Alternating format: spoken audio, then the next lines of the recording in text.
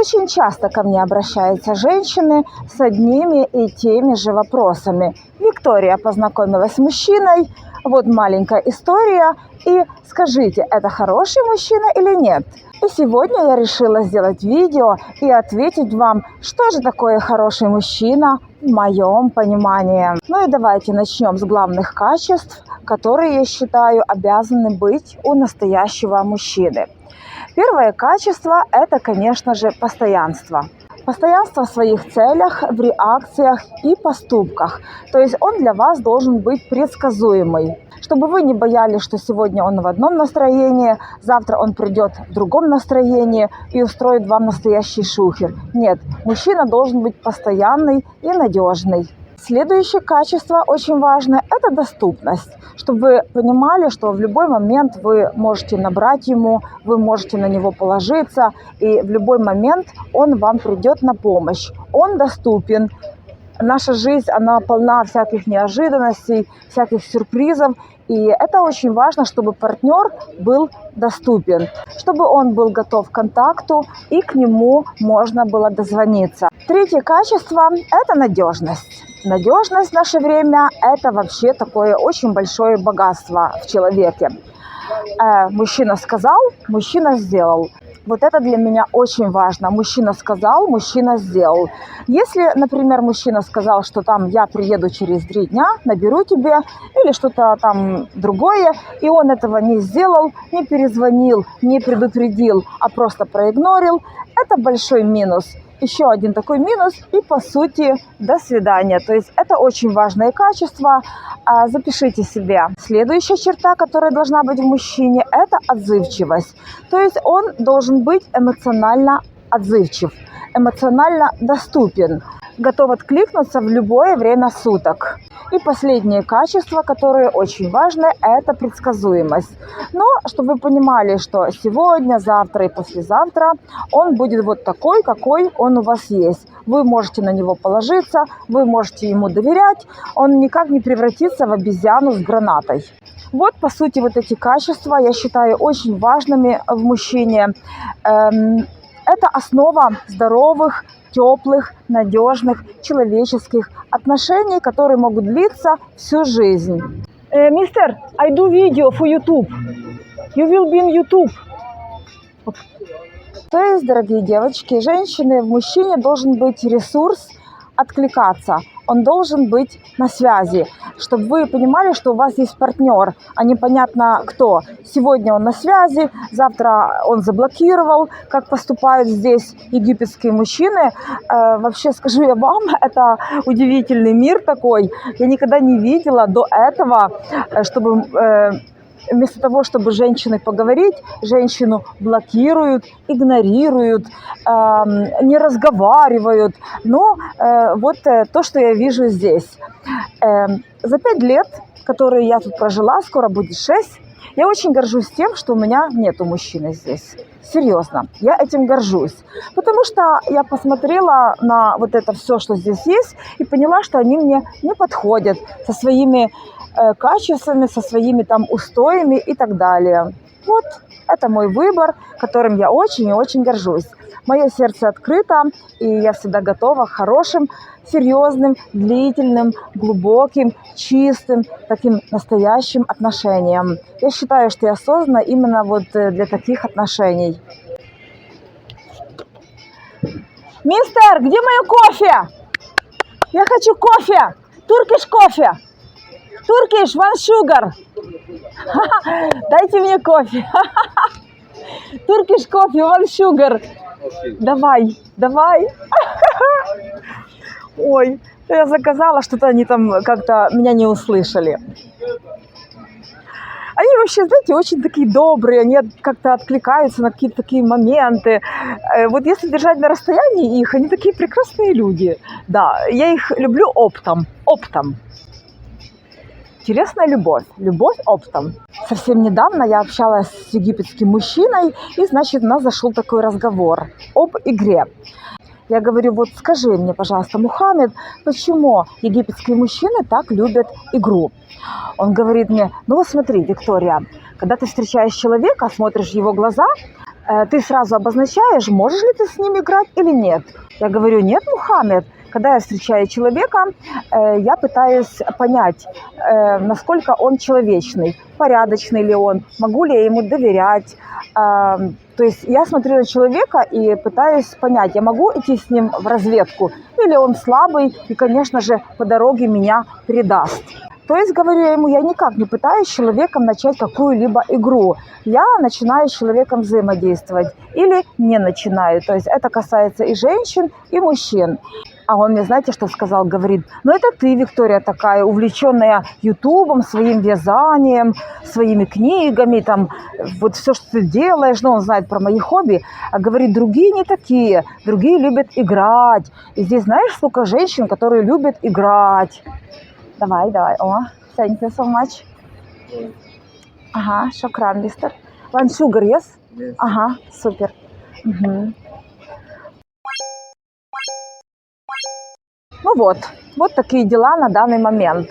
Так что, видите, некоторые люди встречаются для того, чтобы просто играть вами. Знаете как? Взять вас как кошечку, погладить, а потом оттолкнуть в сторонку. Взять другую женщину, другую кошечку, погладить и потом оттолкнуть в сторонку. Мне такие отношения не подходят. И, соответственно, с такими людьми я общаться не могу. Это честно, это искренне, и я себя за это очень-очень уважаю. Знаете, за 6 лет жизни в Египте у меня такая любовь к себе проснулась, я вам даже не могу объяснить. Я очень часто сама от себя оргазмирую. Я даже не знаю, как вам это передать. Но вот я просто балдею от себя, наслаждаюсь, понимаете? Что бы я ни делала, я прям, на вершине блаженства. Этому я научилась, знаете как? А я просто посмотрела, насколько вокруг таких не совсем хороших людей. И я подумала, боже, как же классно, что я именно такая. Если я с вами дружу, вы можете мне доверять. Вы можете позвонить в любое время суток, и я не скажу вам, ты меня побеспокоила. Я встану в любое время суток и приду к вам на помощь. Если я с вами дружу, вы всегда можете рассчитывать на честность, на порядочность, на искренность. И я себя за это очень люблю. Когда вы знакомитесь с мужчиной, самое первое, что я бы порекомендовала, это познакомиться с его мамой. Вы сразу увидите, какие отношения у мамы с вашим сыном. Вы сразу увидите, как они общаются, на каких тонах, как у них проходит взаимодействие, как они решают конфликты. Это очень важно, потому что ум детям переходит от мамы. И все зависит от того, какая мама. Если мама хорошая, добрая, спокойная, или неспокойная, но классная, если такие люди, неспокойные, но классные, живые, и в этом их красота.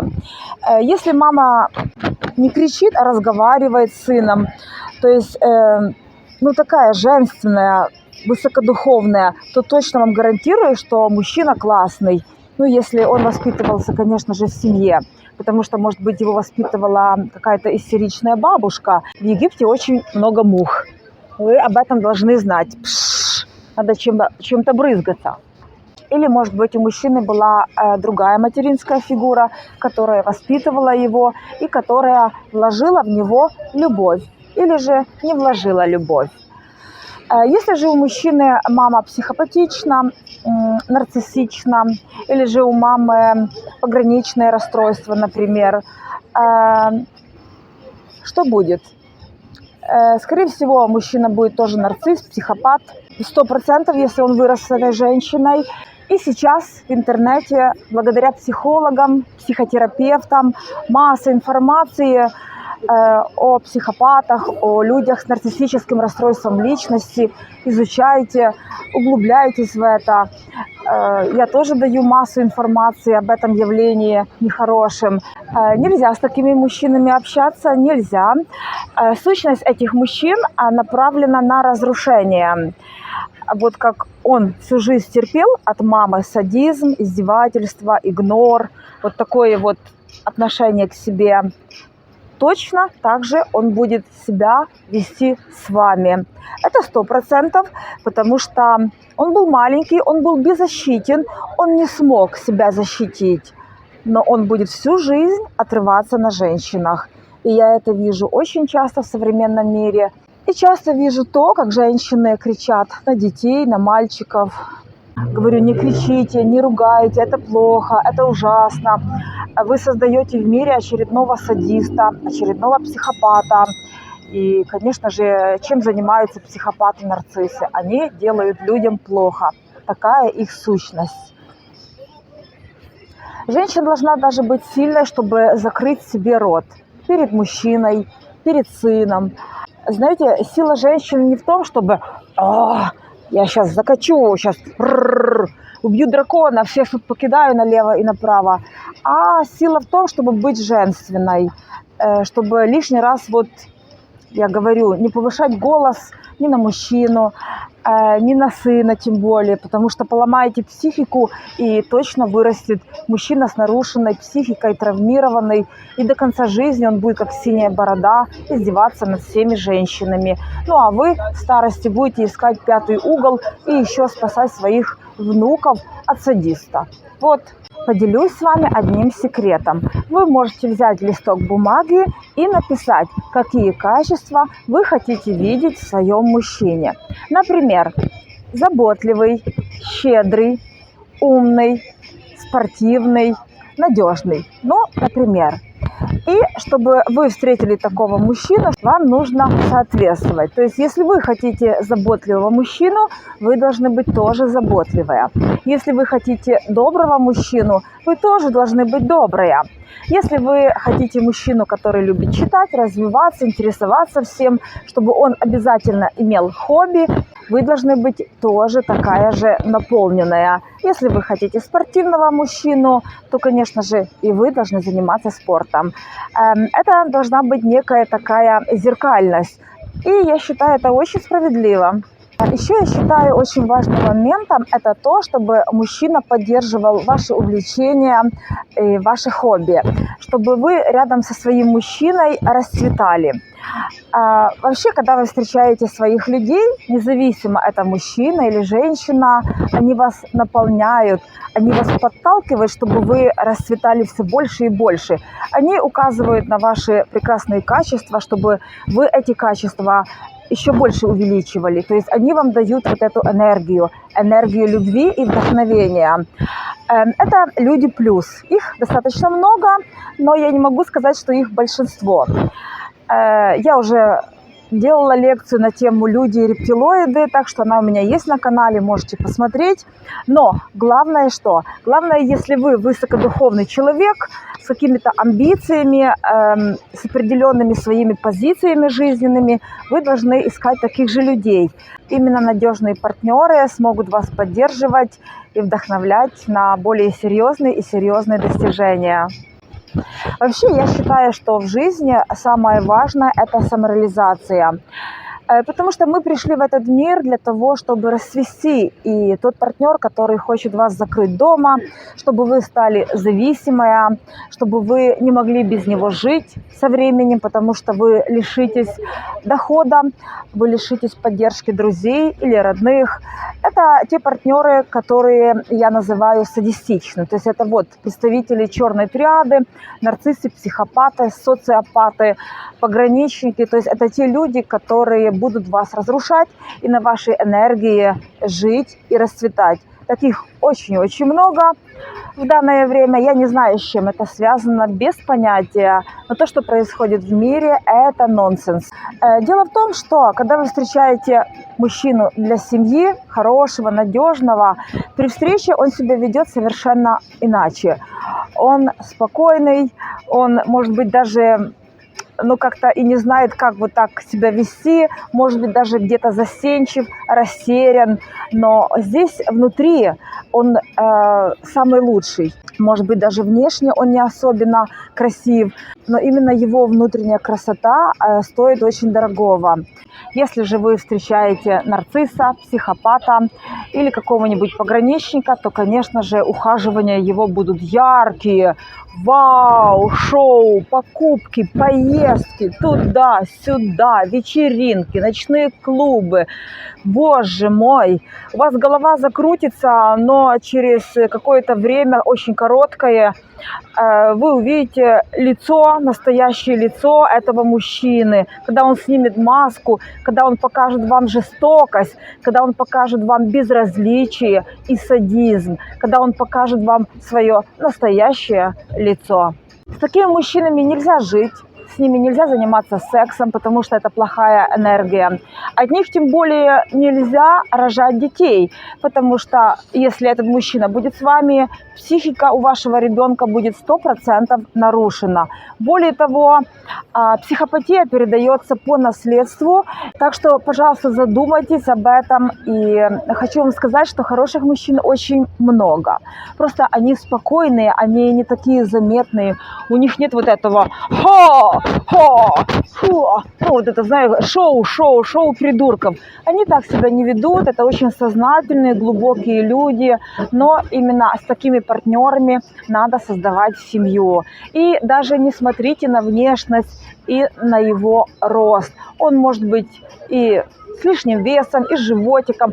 Кстати, мужчины с животиком очень-очень добрые. Но если вы будете заботиться о нем и немножечко делать зарядку вместе, этот животик может исчезнуть. Вот. Знаю, кстати, одну семейку. Моя знакомая вышла замуж была. Он был такой, очень такой плотный, я бы сказала, даже толстый. Она, значит, убрала из его рациона мясо, всякие там колбасы, полуфабрикаты. Он постройнел, похорошел, стал себя чувствовать просто шикарно. У него появилась невероятная энергия. В общем, это просто улет, поэтому это я к чему? Что женщина может повлиять на мужчину, она может сделать его намного лучше. Мне лично будет очень приятно видеть вас немножечко счастливее в этой жизни.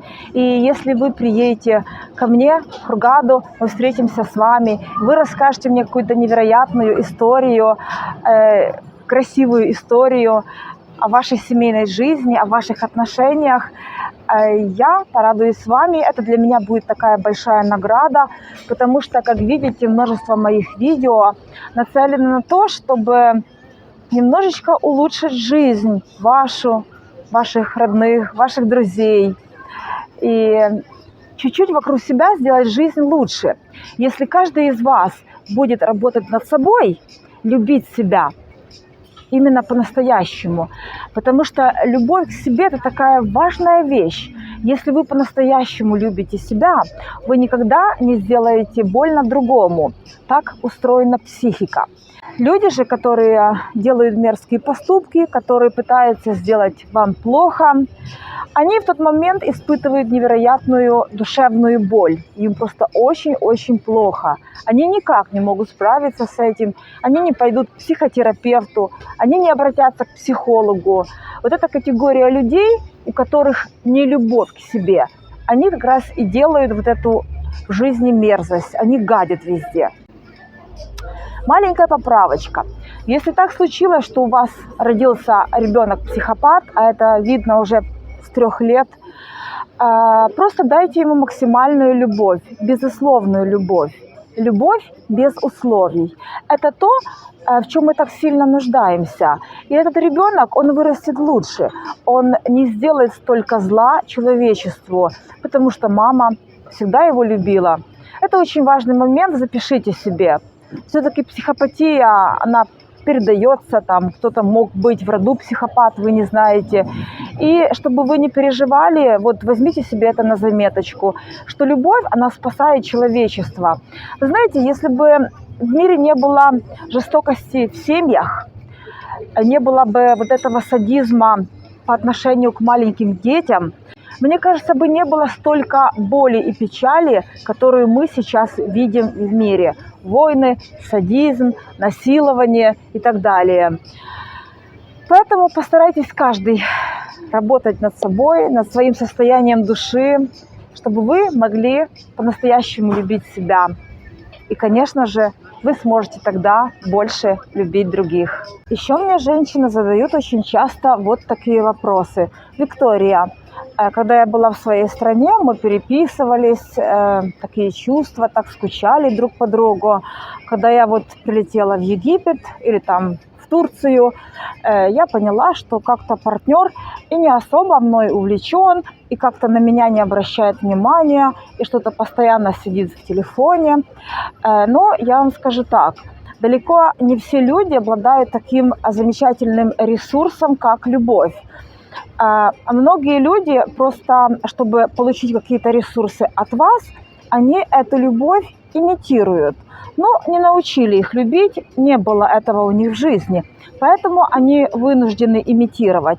Очень часто такие партнеры имеют множество связей, множество партнеров, потому что таким образом они наполняются, и им как-то веселее и не так скучно. Чаще всего это люди с такой пустой психикой, потому что чем более наполнен партнер, чем более, скажем, более высокий интеллект у человека, тем более он постоянен, более надежен, и, по сути, эти люди довольствуются отношениями с одним человеком. Ну вот, а остальные добирают ресурс таким образом, и на данный момент вы с вами, и когда он с вами, конечно же, он переписывается с другими женщинами, потому что он держит их тоже на связи. Если он неделю проводит с вами, допустим, он же не может про этих женщин забыть. Он должен и им что-то писать, потому что они обнаружит что-то неладное. Каждая же из этих девушек уверена, что она только одна. Но вот такие человеческие игры, знаете, есть такая книга «Люди, которые играют в игры», и игры, в которые играют люди. Ну вот такая наша жизнь. Возможно, где-то немножечко наша жизнь игра. Играйте, наслаждайтесь, но, наверное, не забывайте, что чем бы вы ни занимались, что бы вы ни делали, в конце жизни будет касса, и на этой кассе вам придется расплачиваться. Кто чем будет расплачиваться?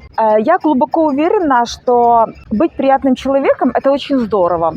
Это такой кайф, потому что, вот, допустим, мне находиться дома, мне находиться с собой очень комфортно. Неважно, что я делаю. Вяжу дома, монтирую фильмы. Или вот сижу просто одна, наслаждаюсь видом на море. Там вот отдыхающие еще загорают. Вот испытываю массу положительных эмоций. Если честно, я даже немножечко стеснялась поначалу, а потом уже начала говорить и привыкла. Но это к чему я? К тому, что быть хорошим человеком очень выгодно. Вы знаете, иногда мне кажется, что мне 600 лет. Я так много в жизни видела. Я видела множество прекрасных людей, совершенно обыкновенных. Вот даже в деревне, они там в огороде, совершенно грязные, какой-то непонятной одежде, но в душе у них так красиво, такой ум, такая глубина в глазах. Также я видела очень богатых людей с невероятными деньгами, но с такой пустотой внутри. И они настолько несчастливы, лишены позитивных эмоций и лишены, конечно же, счастья. Им все время мало. Как-то однажды я спросила у своей приятельницы, говорю, а почему вот ты все время с детками ходишь, почему вы никогда не берете мужа? Она говорит, ты знаешь, Виктория, а ему ничего не интересно. Я говорю, серьезно? Она говорит, да, серьезно. У него нет своего хобби, нет никаких увлечений, ему ничего не интересно. Он с утра до вечера, когда дома, может смотреть телевизор. Вот, это тот же случай, когда у человека не развита психика и ничего не интересно, соответственно. Если же у вас пограничное расстройство личности или же нарциссическое расстройство личности, скорее всего, вам подойдут такие же партнеры. Например, пограничник и нарцисс – это шикарная парочка. Сегодня у них любовь, утром, вернее, у них любовь, вечером они уже дерутся, бьют сковородками по голове, потом у них бурный секс и, в общем, так далее, по накатанной. Для них это нормальные отношения, такие бурные, с американскими горками, с эмоциональными качелями, с драками, с бурным сексом. Для кого-то это даже очень ничего. Ну что ж, на сегодня все, мои дорогие подписчики. Обязательно подписывайтесь, нажимайте под видео на красную черточку. Обязательно нажимайте на темный колокольчик, дабы не пропустить мои новые видео. И, конечно же, пишите комментарии. Я всегда читаю. До скорых встреч в Египте. Я желаю вам любви и вдохновения. Пока-пока. Ну что ж, на сегодня все. Подписывайтесь на канал, ставьте лайки и обязательно смотрите видео, которые я оставляю в заставках. Там всегда много ценного. И до скорых встреч в Египте. Пока-пока.